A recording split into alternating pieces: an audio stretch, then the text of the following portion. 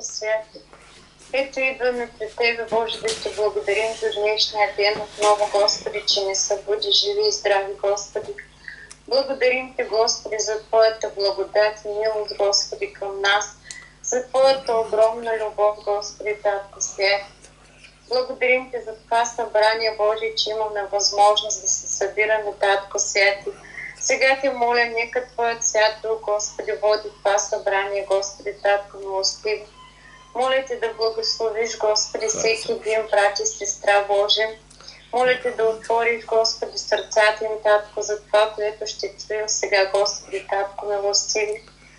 Моля Те, Господи, Духът Ти да слезе, Господи, Татко, чрез думите на брат Кахри, Господи, Татко милостиви, да ни говориш, Господи, да ни утвърдиш, да ни възстановиш, да ни успокоиш. Всичко, Господи, да дойде от Тебе, Господи, и за Тебе, Татко Святи.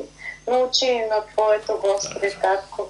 Ето ние сме готови да приемаме, Господи, Татко. Нека тези думи, това Слово даде стократен плод в нас, Господи, Татко милостиви. Благодарим Ти отново, Господи, че имаме възможност да се събираме, Татко Святи. Благодарим Ти за всичко в името и в кръвта на Исус. Амин. Амин, амин. Слава Бъде на Господа. Спрете ми, помните, ако ще. После ще имам пак време за молитва. Сега искам днес с Божия помощ да прочетем една история. Йоанна 3 глава. Това е срещата между нашия Господ Христос и Никодим. И тук има някои неща, които са важни за нас и днес. Между фарисеите имаше един човек на име Никодим, юдейски началник. Той дойде при Исуса нощем и му рече: Учителю, знам, че от Бога си ушъл учител, защото никой не може да върши тия знамения, които вършиш ти, ако Бог не е с него. Исус в отговор му рече: Истина, истина ти казвам, ако се не види някой отгоре, не може да види Божие царство. Никодим му казва: как може стар човек да се роди? Може ли втори път да влезе в утробата на майка си и да се роди? Исус му отговори: Истина, истина ти казвам, ако се не види някой от вода и дух, не може да види Божие царство. Роденото от плътта е плът, а роденото от духа е дух. Не се чуи, че никога трябва да се роди отгоре. Ветърът духа, гдето ще и чуваш, гдето ще и чуваш шума му, но не знаеш откъде иде и къде отива. Така и всеки, който се е родил от духа. Никодим подго му рече: как може да стане това?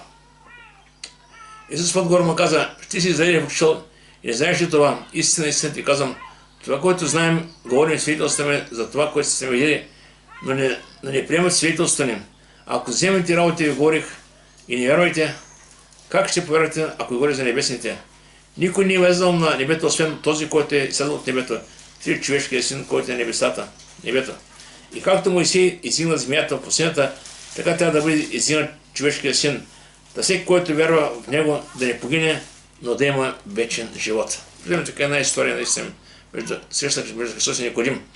И тук става дума точно именно главна акцент е новорождението. Темата ми днес ще бъде: ако се не роди някой отгоре, не може да види Божие царство. Значи ние всички като християни, това е нашата цел. Един да бъде в небето, разбира се. Това е крайната на всеки един човек. Без значение как ще премине, дали ще бъде беден, дали ще бъде богат, дали успял, дали не успял, това не е толкова значение. Но целта на християнина е, както апостол Павел казва в Филипяните, да на всекак достигна до възстание на мъртвите. Нашата цел е до небето, да достигнем с него. Сега въпросът е, че тук в Словото Божие много ясно така, че Исус Христос иска всички хора да разберат колко е близо Божие царство. Вижте сега, в този свят хората си живеят своите проблеми, своите нужди и като че ли всеки е затворен в своя си свят със своите проблеми и всеки живее за така едва ли не отделен от целия свят за себе си, малко е така. Но в същото време Бог предлага на всеки един път към небето. И това е пътя към вечността. Словото Божие каза, защото всеки, който призве името Господня, ще спаси. И начинът за спасението е именно новорождението.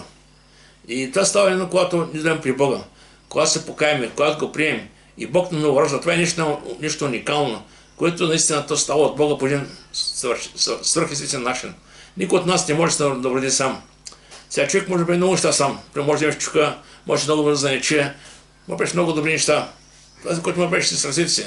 Но когато става за новорождението, това става от Бога. И то става в нас. И тук даже Исус Христос обяснява на Никодим как става точно това. Сега, кой беше Никодим? Защото дойде при Христос и защото точно дойде нощем. Това е интересно сега вижте. Словото Божие казва, че Никодим беше юдейски началник. Той е един човек между фарисеите. Сега първо, кои бяха фарисеите? Фарисеите тогава бяха тези хора, които проповядаха Словото Божие. И тези хора стояха от високо наистина. Исус казва Словото Божие, че това, което говорят, че това, което вършат, понеже говорят, а не вършат. И той така за тях специално, наистина, много пъти открито им заявяваше, наистина, кои са те. Те представяха пред хората много ритуали, традиции, а реално не познаваха Бога. И наистина, Словото Божие сляп, слепеца, коли да отпадат в ямата. И тук вижте, каква характеристика на тези хора сега. Марка 7, 3 стих. Защото фарисеите и всички юдеи, държейки преданията на старейшините, не едат, ако не си умият ръцете до лактите. И когато се връщат от пазар, не едат, ако не се умият. Има и много други неща, които са приели да държат измиване на чаши, шулята, мени съдове, одрове. И тези фарисеите и книжници го питат, що не идат твоите ученици по преданията на старейшините? Но да се чисти ръце. И той ме рече, добре е, казва Исаия за вас, да се мерите, като е писано. Тези люди имат почитат в устата си, на сърцето им следват от мене. Обаче на празно ме почитат, като проповядат човешки заповеди. Това е един много така, виждаме, открит урок на фарисеите. Вие говорите за Бога, а също не познавате Бога. И след това на друго място Словото Божие, Матея 20 глава, пак пишат относно тях. Каза така. Вижте, когато има неща, които са важни, Исус Христос говори в прав текст. Той не ги жали. Той просто напомня казва така. На Моисеево седалище сетни си фарисеите. Затова всичко, що ви заповядат, правете и пазете, но според делата им не постъпвайте, понеже говорите не вършат. Сега те говорят добро, говорят Словото Божие, проповядат, обаче реално не живеят това, което говорят. Защото са тежки и непосилни времена и ги хнаlat на пъщи на хората, а самите не искат нищо да се пресъси да помагат. Но вършат всички си дела, да ги виждат човеците, защото разширяват филактериите си, правят големи политики на дрегици, учат първото място на прегощенията и първите слова на синагогите и после пазарите и сречат от човеците учени. И да виждаме тук казва, че фарисеите и книжници реално, нали, те бяха тогава ще религиозни водачи, но за жалост много от тях не познаха Бога. Тези хора знаеха закона, знаеха преданията и така се проповядаха. Както днес имат много хора, които наистина проповядат нещо, което реално без да познават Бога за жалост. Да, не спорим, не достатъчно, че църквата говори просто против хора, които говорят, а не познават Бога. Сега, тук дойде при Исус Никодим и той дойде нощем. Защо дойде нощем? Знаете защо? Нощем, защото специално идеите имаха един закон, който бяха приели. Ако някой от евреите повярва в Христос и го последва, веднага ще бъде оттъчен от синагогата, а това е страшно. И тук Словото Божие казва така. Понеже идеите си бяха вече споразумени помежду си да оттъчат от синагогата онзи, който би го възпредвал, че е Христос. Сега дума виждаме случай, че имаше забрана. И сега Никодим сега, знайки длъжността, която има, началник на синагогата, юдейски началник, човек, който е поставен на високо, трябваше по някакъв начин да дойде при съма, така че да не го видят другите хора. И може да кажа, имаше и втора причина. Така малко макар ще дадем разрешение. Защото вижте, понякога има проблеми, които са днес и сега трябва да бъдат решение. Защото утре не знаем какво ще стане. И той дойде при наистина Словото Божие, дойде нощем. И дойде направо директно, вижте сега. Той не започна да обикаля, да казва, той ще става, така ще става. Той направо му каза, вижте сега. Той дойде при следно, че му каза, учителю, знам, че от Бога си ушъл. Той направо каза, ти си от Бога, ти си Божи човек. И каза така, защото никой не може да върши тия знамения, които ти вършиш, ако Бог не е с него. И аз тук заявяваш, че Бог е с Христос, но реално все още не познаваш, че Христос е Божи син. И тук виж какво му казва сега. Исус не почна да обяснява, че той е дошъл от небето, че той е Божи син, че той е Господ. Не, той виж, че той му каза най-необходимото. Понякога в Словото Божие, когато чуем Словото Божие, Бог ни говори така, което е най-необходимо за нас. И това е наистина ново рождението. Знаете, човек може да има много знания. Фарисеите не знаеха много. Много от тях знаеха много неща. Знаеха закона, знаеха пророците. Просто тези хора изследваха писанията, но не познаха Христос. Не познаха Бога. И това е страшно. Сега, Словото Божие каза, знанието възгордява, а любовта назидава. Добре, че да има знание за Бога, но по-добре да го познава. В Йоанна 17 казва така, а това е вечен живот, да познае Тебе, единият истинен Бог и Исус, за който си изпратил. Тая вечност е свързана с познаването на Бога. Няма как да бъде само. Другата е религия. Тя като тя мъка, 10% от народа ще кажат, аз не вярваме, ние сме православни християни, не вярваме в Бога. Нали, всеки може ще има някакъв аргумент за своята вяра. Но вярата е нещо лично. Къде е Исус в твоя живот? В устата ти или сърцето ти, или в ума ти, или някъде друго място? Исус трябва да бъде поканен тук. Той каза, стоя на вратата и хлопам, ако някой чуе. И от тази вратата ще вляза, ще речем с него, той с мене. Така че Христос чака да бъде поканен. И тук сега какво става сега? Искам казвам, истината право в момента, който наистина е с нас с него. Исус отговор му рече, истина ти казвам. Вижте, в Словото Божие винаги, когато Исус говори нещо важно, по-важно от останалото, то всичко е важно, реално. Има се, който така иска да някакси умани да бъде едва не в момента така по-внимателен, ако мога да внимаваме, винаги говори истина, винаги говори два пъти истина. И потому че той ни казва нещо, което е наистина, което е по-важно в момента. И казва така, истина ми казвам, ако се не роди някой отгоре, не може да и Божие царство. Тук ясно каза, откъде става новорождението отгоре. Сега, някой да ги казва така, прави добро, върши добро, бъди добър, едва не всичко свързано добротата. И може да върши много добри неща. Те са добри неща, обаче ако нямаш Христос, вижте, Словото Божие чете Корнилий 10 глава. Деяния 10 глава, Корнилий. Корнилий правеше много добри неща. Правеше милост пред Бога. Молиш се, макар не познаваше Бога, молиш се. Беше богазли човек, макар че не познаваше Бога. И тогава, когато дойде ангела, когато Петър после каза благата вест, Корнилий наистина повярва в Бога, че с него повярва си в дом. Но имаше всичко, което беше важно.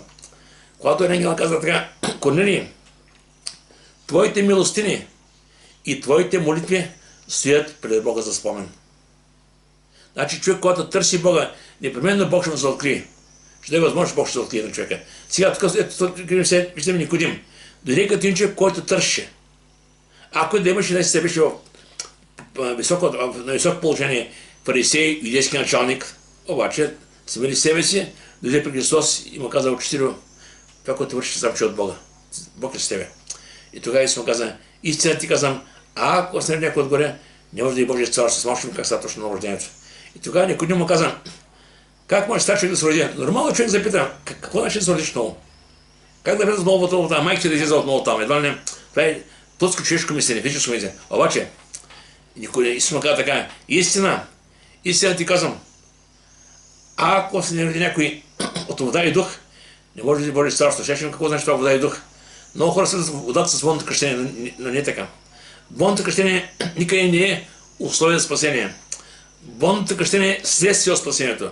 Когато човек спаси, той прави водно кръщение, като заявява пред много свидетели пред небето своята реална посветеност на Господа.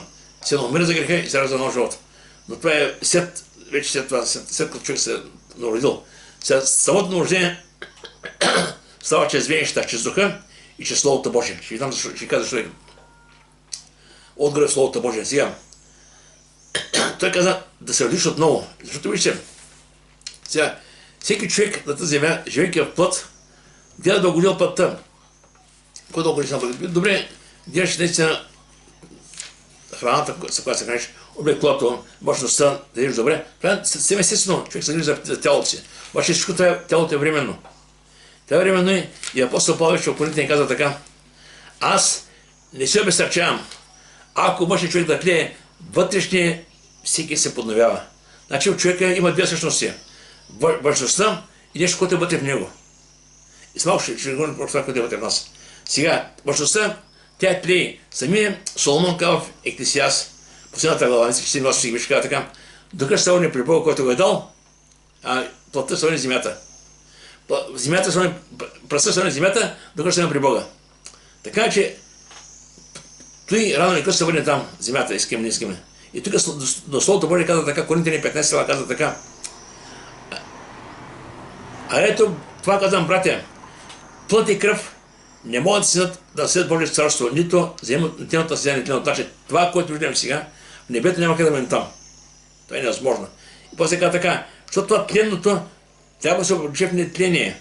И това смъртта се учи безсмъртие. Сега, това трябва да случи всеки от нас, именно при новорождението. И сега казва така, как може да се роди човек отново? Сега, по-човешки няма как да се раздаваме, как може да стане това. Но всичко става, Бог ни го открива чрез Словото Божие, чрез Духа. Ние знаем, че това се случва. Сега, ако да ни го разберем реално, да го обясним, то става. Реално всеки от нас. Всеки от нас, който е при Бога, когато се покая, когато приеме Христос, в него става ново рождение. Аз не мога да кажа датата, часа, когато става това. Но знам, че когато дойдеш при Бога, когато се спреш пред гробовете си и Бог те приема, следващата стъпка е ново рождението, прави нещо ново в тебе. И той казва така, но естествен човек не разбира това, което е от Бога, Божия дух, защото за него е глупост и не може да го разберем, понеже то се изпита духовно. При малко Никодим каза, как ще стане това, Никодим? Няма как да го разбереш. Ще разбереш тогава, когато приемеш Христос, когато се покажеш и тогава ще разбереш как става този нов човек. Тя, когато каза Словото Божие от вода и дух, водата е преобраз на Божието Слово. Ефесяни 5 глава. 5 глава, 25-26 си казва така. Мъже, любете жените си, както Христос възлюби църквата и предаде себе за нея, за да освети, като я очистил чрез водно умиване чрез Словото. Водно умиване. Значи виждаме тук вода и дух. И ще даме други примери Словото Божие. Водата и Святи Дух съвкупно участват в нашето ново рождение. Евреи 10 казва така. И греховете и беззаконията ви няма да помня за винаги. Това е така. Но оттам тако става. Сега идва Божия дух в нас, че Словото Божие, това семе, да почва да прави нов човек от нас. Това се нарича ново рождение. И това е описано в Словото Божие. В 1 Петрово, стъпка в стъпка искам да разберем, защото това е нещо, което е важно. Едно от най-важните неща. Човек може много да знае, но ако не е новороден и ако няма увереност в това нещо, нека се покая, кай, Господи, искам да бъда с Тебе, искам да ме родиш, да запишем името в небесата. Тук Словото Божие казва така.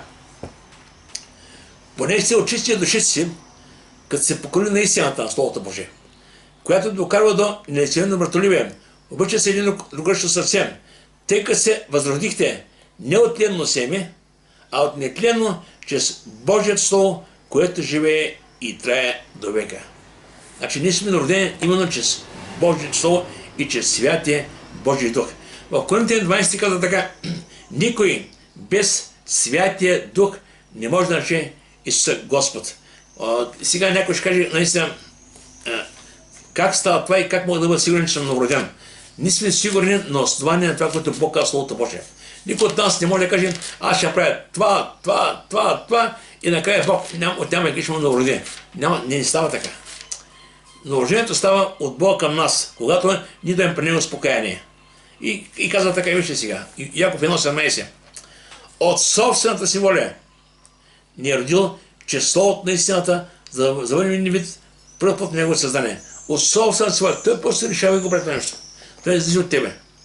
Вижте, дали има истина, който Словото Божие казва, не зависи от този, който иска, този, който иска, но този, който дава. Така че ние да при Бога с нашите слабости, пороци, да такива, които сме. Бог ни приема очистена и да в нас, и на новоражда и прави в нас ново създание. И какво става това? Вижте, в 1 Йоанна 5 казва така. Това е един много силен стих. Защото съм чул от хора, които казват, ама тя ходиш дълго време в църква, докато се народиш.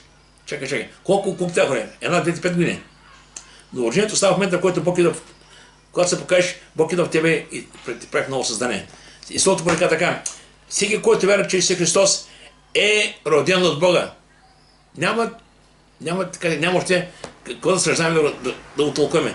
Всеки, който вярва. Сега да Бог види сърцето на всеки един. И когато човек дойде с истинска вяра при Господа, то Бог го прави това нещо. Сега, самият този Никодим в Словото Божие, наистина той видя всичко, това, което му каза Христос. И тук не се пише Никодим да взима някакво радикално решение. Но по-късно в Библията виждаме самия Никодим съвсем друга светлина. Самия Никодим. И това е нещо много важно да го разберем сега. Самото новораждане винаги има се вижда от живота, който живеем. Сега не може човек да бъде новороден и да остане същия. Няма как да бъде. И ако мога така, не може Бог да дойде в твоя живот и ти продължиш да живееш стария си живот. Не е възможно. Значи Бог го няма там. Знаете, има един пастор Полоша, казва така. Бил поканен на една конференция от 5000 човека, много голяма конференция. Обаче, тъй като закъснява малко, и казва така: извинявайте, закъснях. И всичко било наистина предварително говорено, да може наистина да каже това, което иска да каже. И що каза закъсняваме? Бях казал, никога си там на пътя, каза някой с магистрала, и в един сеш каза, падна, каза колелото от колелото падна един болт, тук след каза, модарика един голям тир, и аз тук ставам, тук спрем болта, и така, пасторе, ти лъжиш. Що бе? Не може да удари голям тир и ти каза да не същия. Добре, каза. Кой е по-голям, каза? Бог или тира? Бог. Добре, може Бог да удари тебе и ти да пожеш да бъдеш същия човек. И те каза, извинявай се, срамяка всички. Той искал реално да ги подбуди, да има истинско нуждение. Те са млади хора в църквата, искал да ги подбуди, че не може да почнат така. Но също той е използвал момента да им каже, че няма как да имаш среща с Бога и да ти бъдеш същия. Не се получава. И ако погледнете Словото Божие, погледнете Петър, Яков, Йоан, рибарите, после видите и Матей, Бирника, и Захей, после Павел, всички хора, които срещаха Христос, вече бяха променени. Така че, това, което говори за истинското наложение в нас е промяната. Промяната, поведението, вече говора, отношението, което имаме, всичко е следствие от това, което Бог прави нещо ново в нас. И вижте сега, ще дам сега Никодим в друга светлина на Никодим. В една 7 глава, тъй като Никодим е фарисей. И тук фарисеите и юдеите търсиха как да премахнат с пътя си. И тук Словото Божие каза така. Тогава пратиха да доведат Христос при тях. И тогава го питаха, що не го доведохте? Да питаха там служителите. И служителите отговориха, никой човек не е говорил така, както този човек. Те бяха възхитени от това, което виждат, това, което чуят Христос. И тогава фарисеите им отговориха, и вие ли сте заблудени, каза. Повярвали се в него, повярвали в него някой от фарисеите. Има някой умен човек да вярва в Христос, едва не каза така. Но това простолюдие, което не знае закона, проклято е, казват тези хора. Никодим, вече виждаме сега, Никодим, той е един от тях, който беше един от тях, същия, който бе ходил при него нощем, първо им казва, нашия закон, но слуша ли човека, ако първо не го слуша и разбира, що върши. Виждаме как защитава на страната на Христос. Сега дума, вие отсъждате за Христос, без да си го чули, без да си говори с него. Или вече решавате, имате решение с него. И тогава те казаха, те в отговор рекоя, да не сидите от Галилея, изследвай и виж, че от Галилея пророк не си издига. Всеки отива дома си. Сега дума, има време, в когато заставаш конфронтация с този свят. Няма как да бъдеш християнин и да си в коловоза на този свят, заедно с останалите. Няма как. Винаги има време, в което трябваше да кажеш, да явиш, аз съм Христов. Винаги ще има ярък контраст. Света е в тъмнина. Няма как да седаш в тъмнината и да кажеш, аз съм Христос. И до време, в което трябва да избереш. И вижте сега, още има момент, когато Христос беше разпънат на кръст и умря на кръста. И тогава дойдеха двама човека. Йосиф от Ариматея и още един. Виж какво става сега. Йоанна 19 глава, от 38 стих. Христос е на кръста. След това Йосиф от Ариматея, който беше Исусов ученик, но таен, поради страха от идеите. При някой казах, който тръгне след Христос, е отлъчен. И те много хора бяха тайни тогава. Обаче, дойде време, когато вече те заявяха своята вера. Христос беше на кръста, те изядаха да вземат тялото. И каза така, той дойде при Пилат да му помоли да вземе Исусовото тяло. И Пилат позволи. Той, проче, дойде и вина тялото му. Тук става дума за Йосиф от Ариматея. Обаче имаше още един. Дойде и Никодим. Никодим, който беше доходил първо при него нощем. Същия Никодим. И донесе около 100 литра смес от смирна и алой. И там, виждаме какво става. И до време, когато човек взима и ясно решение, въпреки риска, въпреки това, което той свет може да причиня, да заяви себе си, на чия страна е. Така че, ние като християни трябва да бъдем готови. Приемай Христос. Следи Христос, вече да се противопоставяме ясно на този свят. Не може да живеем като този свят. Вижте, света свърши своите грешки и грехове, слава си, проси, живее си в широкия път. Няма как, бидейки в този свят, да живеем като тях. Просто няма как да бъде. Ние трябва да осъзнаем, че ние сме Христови. Живеем в един свят, където князя Сатана, но Бог е с нас. И Бог е дал правила как да живеем, как да се обхождаме, да бъдем подобни на Христос. Така че нямаме къде да оправдание да кажем, ама Господи, аз живея в такъв лош свят. Аз скоро прогледах за Лот. Лот живееше в лошо време, при лоши хора. Но какво стана? Словото Божие каже, лото стоя. Така че винаги този, който е в нас, ще даде сила да устоим. В първия четвърка така, този, който е вас е по-велик от този, който е в света. Сега искам да ви кажа някои неща, които са следствие от новорождението. Някои неща, които трябва да запомним сега. Ти сега трябва да ги знаем. Някой може да каже, аз новороден ли съм. Аз съм ти кажа, ако си дошъл при Господа и се покаял и си го приел, Бог прави в тебе нещо ново. Вижте сега, ще дам какво става. Ефесяни 2, Словото Божие казва така. И съжи вас, когато бяхте мъртви, чрез вашите престъпления и грехове. Преди да приемем Христос, сме били мъртви за Бога, живи за този свят. Това е реалността. Обаче, когато приемем Бога, вече се новораждаме, ставаме живи за Бога, вече трябва да изберем да бъдем мъртви за света. Помните, когато блудният да бъде при баща си, баща му какво каза? Този мой син бе мъртъв и оживя. Изгубен и се намери. Това е състоянието на всеки един човек. Това е пълният момент. Който дойде при Христос, мъртви оживява. Този, който е изгубен, се намира при Бога. Това е радикалността. И самия апостол Павел, прямо казах, тук в Коринтияни 4:16, това е много хубав стих, който искам да го прочитам. Аз знам, наистина пак искам да прочита точно така. Затова ние се безсърчаваме. Ако да тлее мъж на човек, пак вътрешния всеки се бунава. Важният човек е не това как изглеждаш, не това колко си посилен, не колко способен, не това, което ти притежаваш, а това, което е вътре в тебе. Това е, защото всичко това, което е външно, то ще отиде, разберете ме. Примерно, Соломон каза, пръста се върне пръста, а духът се върне при Бога. Въпросът е, какво ще се върне при Бога? Той ще отиде пръста, какво ще се върне? Това е цялата, разберете ме. И именно вътрешен наш човек. И Словото Божие казва, какво ставиш, искам да кажа, три неща, които ставаме честнорождението. Първо, честнорождението ставаме Божии деца.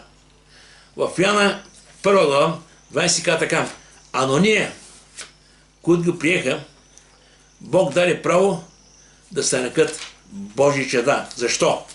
Каза така, които се родиха не от кръв, нито от плътска поход, нито от мъкъчна поход, но от Бога. Тези, които са родени от Бога, те са Божии чада. Това не значи едва не сега да при Бога, идаш при Бога, не са покаял, не са посветил, но си идаш на църквата на време там и си казва, аз съм Божие дете, аз съм няма да си Божие дете. Ти можеш да дойдеш при Бога. Ще станеш Божие дете тогава, когато се покажеш пред Бога, когато приемеш Бога, когато Бог дойде в твоя живот, за наистина да направиш това новорождение. Така че иска се наистина вяра в Бога, покаяние и посвещение. Ще кажа, защо не казвам само покаяние не стига ли? Вижте, покаянието е един акт, в който заявяваш, но посвещението е да продължаваш да живееш с Бога, да го следваш. Така че е важно да има покаяние и посвещение. Тръгваш по тесния път към небето. И сега, в Галатяни 3.26 казва така, относно това, кои сме ние. В Галатяни 3.26. Само секунда. Така.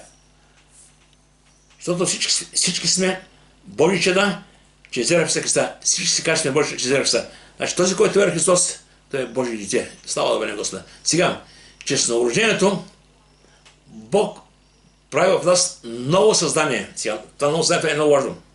Не подобрява нещо старо. Не става камуфлаж. Става каза нещо ново, съвършено ново. Значи старото, то е мъртво. Има нещо ново, той го прави Бог в нас чрез духа си. И сега, във 2 Коринтияни 5:17 казва така, във 2 Коринтияни 5:17 казва така, ако е някой в Христос, той е ново създание, старото премина, ето всичко стана ново. Виждаме, че причината да стане нещо от нас е да бъдеш Христос. Да го приемеш, се покажеш, ти в него, те в тебе, наистина това е нещо уникално. В Колосяните ти казва така, животът ви е скрит с Христа в Бога. Не е нищо чудно. На най-силното място е нашия живот, когато приемем Господа. И тук казвам така, вижте, Галатяни 16, така, защото нито образованието е нещо, нито необразованието, а ново създание. Сега дума, никакви ритуали, никакви традиции, никакво пазене на дни, на други неща може да новороди. Нищо. Нищо. Единствено, вярата в Христос е това, което е причината, поради която Бог ни наражда и прави в нас ново създание. И сега, чрез новорождението ставаме и наследници на вечния живот, наследници. Вижте, колко уникално. Кой от нас, кажете ми, По какъв начин може да имаме претенции за вечността? Кой от нас? Някой може да каже, ама аз съм такъв, имам толкова хубаво минало, толкова хубаво ще се събрал, и да не служам да в небето. Няма такъв човек. Исаия каза, вашите правилни дела са като мъртва дива пред него. Никой от нас няма основание в този свят да има много добър да служава небето. Напротив, ние получаваме всичко дар от Бога. И то по благодат. И тук сега каза сега, в трета глава, от 5 до 7 каза така, относно това, който не очаква в небето. И тя каза, че всичко е по благодат и по милост. Без никакви заслуги, вижте. Никой от нас не заслужава нещо. Всичко става от Бога. Той ни спаси не чрез правилни дела, които не сме сторили, но по своята милост, чрез закъпването, т.е. новорождението и отмяната на Святия Дух, когато измилва върху нас чрез Исуса Христа, нашия Спасител, то оправдание чрез Неговата благодат да станем според надеждата на наследници на вечния живот. Казвам, наследници, слава да Господа. Това е нещо уникално. Той го прави Бог, именно по това, че Той е избрал да обича, избрал да ни даде вечен живот. Никой всичко е по благодат, по Божия милост. Самата благодат означава не заслужена милост. Това е наистина. Много нещата, които не ги разбираме. И не ще станат ясни там в небето. Но трябва да верим, че това, което е писано, това е наистина вярно за нас. И ако сме чеда, то сме наследници на Бога и наследници на Христа, че ако ставаме с Него, се поставяме заедно с Него. Слава на Господи. Сега, значи, искам три неща да помня. Първо, че с рождение ставаме Божийца, ново създание, наследници на небето. Това е вечен живот. Сега, обаче искам да кажа сега някои неща, само накратко за няколко минути. Какъв трябва да бъде живота на новородения човек? Когато човек е новороден, той трябва да живее нов живот. Сега дума, ако се вършва преди определени неща, после ги остави за време. Ти вече започва нов живот с Христос. Аз ще ви кажа, защото има понякога, наистина, има хора, които грешат понякога. Всеки се казват какво да прави и почват да пишат правила сега. Сега ти ще прави, накрая тези правила сами се пропукат и в тях грешат. Защото правилата са написани тук, в тази книга. Че Словото Божие и полека това, което пише, почне да го живееш. И колко повече дигаш на него, толкова повече Бог ще даде сила да го живееш постепенно. И това е именно реалната радикална промяна, която Бог прави в нас. И живота, вижте, Словото Божие ясно казвам, да ходим в нов живот. Не в стария живот. Не в това, което не мислим, че е добро, а това, което е Божие добро.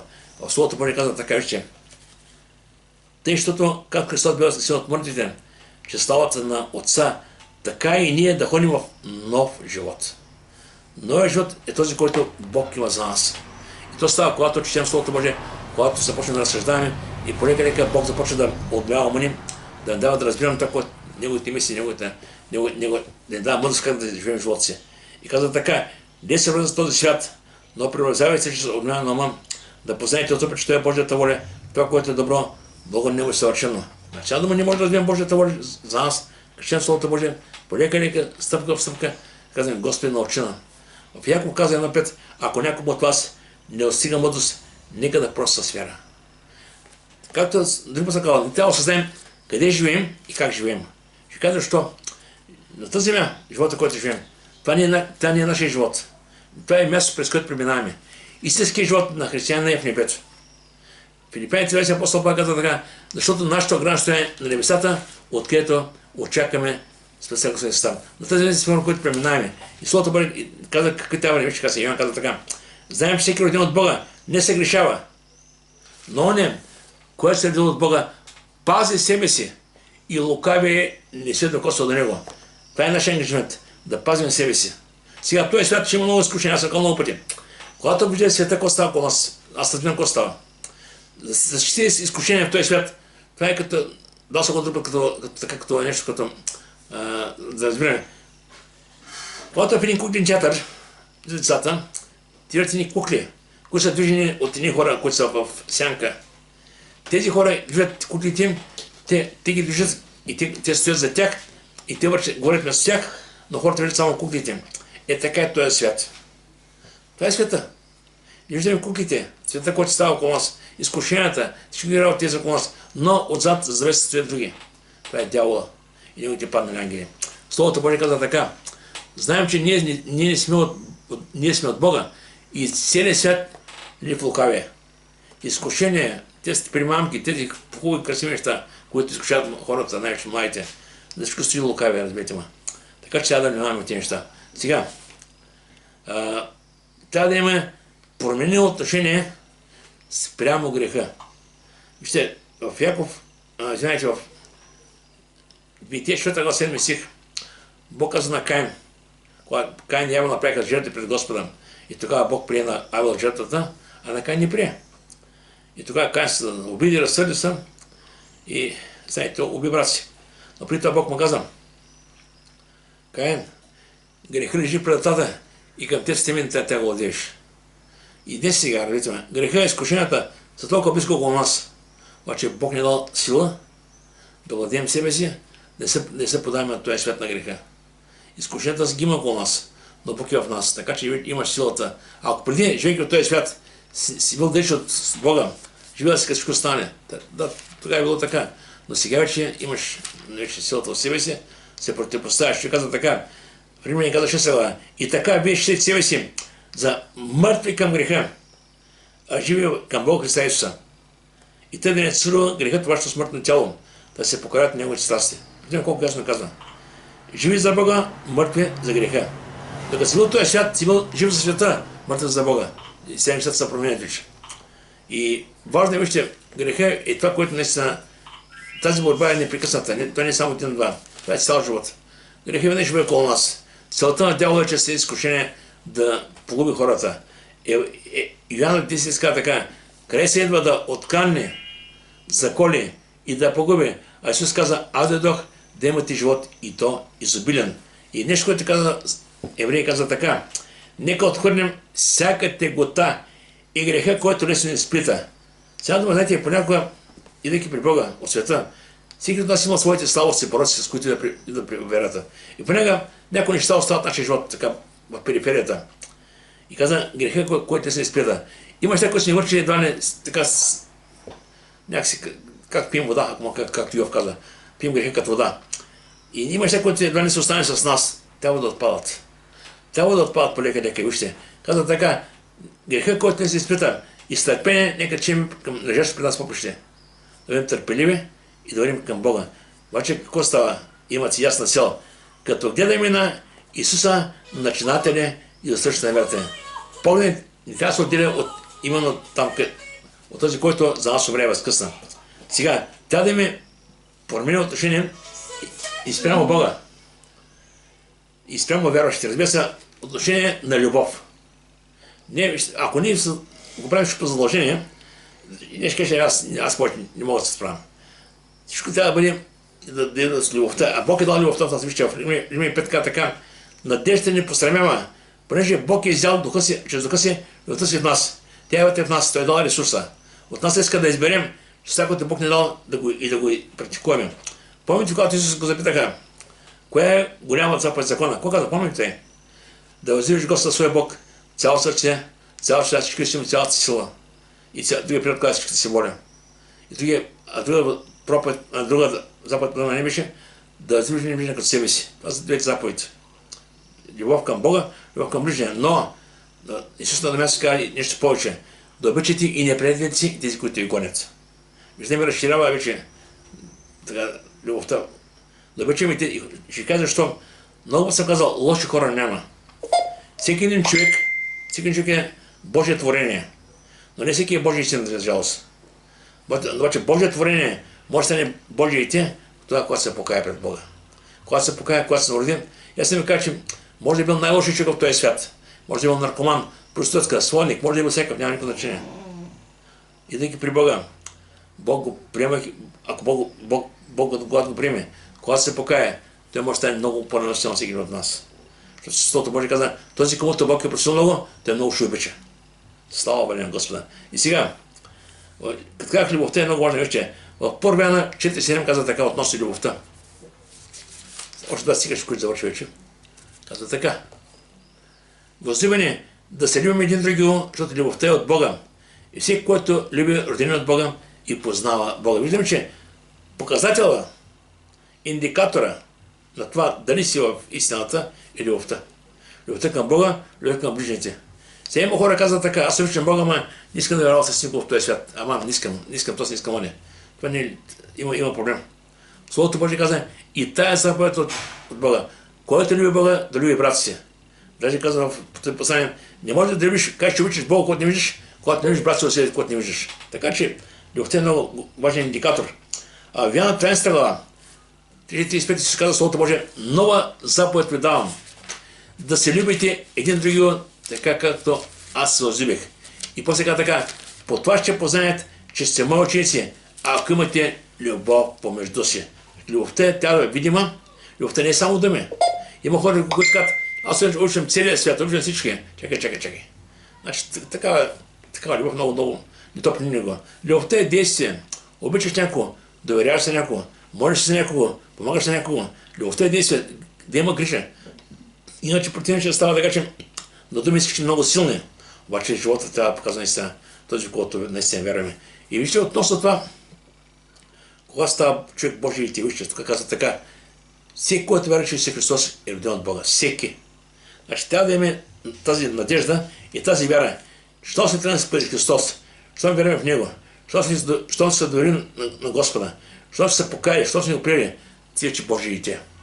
И просто полека че Словото Божие търси общение с хората, с братя и сестри, общувай. Когато нещо не разбираш, по-добре е да си търсим от някой брат и сестра, било от пастир и пропен да някой разяснява от Словото Божие. Да можем заедно да продължаваме напред, защото знаете, понякога има проблем, аз даже скоро ще говоря това нещо. Понякога, когато човек нещо не разбира и се минава. Ако нещо не разбираш, по-добре питай, отколкото да стремиш. Защото когато тръгнеш по един лош път. А когато питаш, не е срамно. Няма човек, който знае всичко, аз ще не знам всичко. Но когато не знам нещо, питам. Питаме заедно, Словото Божие ни дава отговор за всичко, всяко нещо. Нека Бог да ни благослови и нека така да разберем, че новорождението става от Бога, когато дойдем при Него и Той ни приема и наистина Той ни прави Негови деца. Нека Бог да благослови. Нека сега, ако някой има нещо да казва, нека така и на това.